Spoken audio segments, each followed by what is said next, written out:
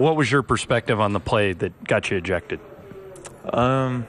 Just, going up for that layup, I didn't think I was going to get ejected right there. But, it was a hard foul. I felt, I just reacted. Got caught up in the moment. Like anybody would have. It was a tough foul. And,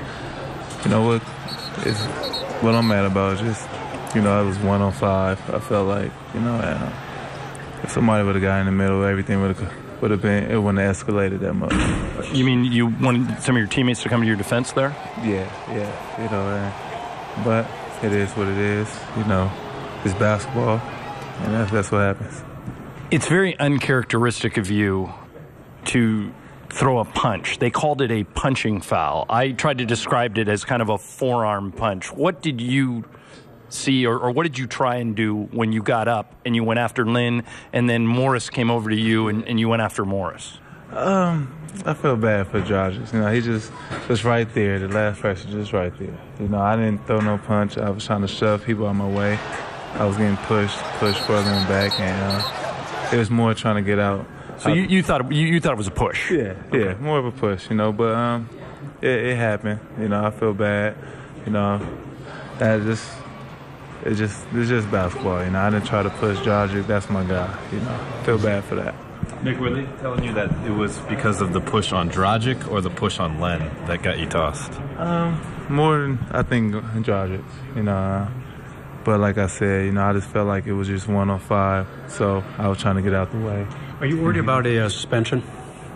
This will be my first time, so you're going to see what happens. It's up to the lead and what they decide, but just see what happens, I think, tomorrow tonight. And did you articulate this frustration to your teammates about your feeling that you're 1 on 5? Yeah, I'm very frustrated, very. But,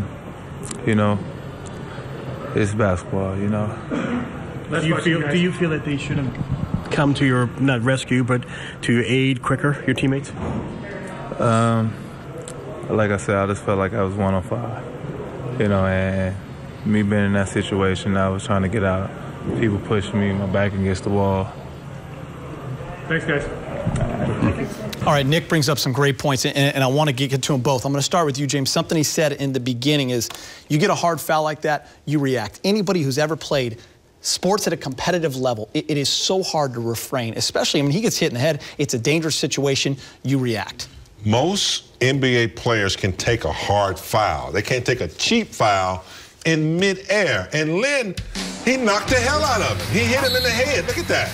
That's dangerous. That's almost, Andrew Bynum hit a guy like that with the Mavericks. It's the same type of thing. You don't do that. And Nick, you know what? Thank you. Thank you for calling out your teammates, because where is everybody?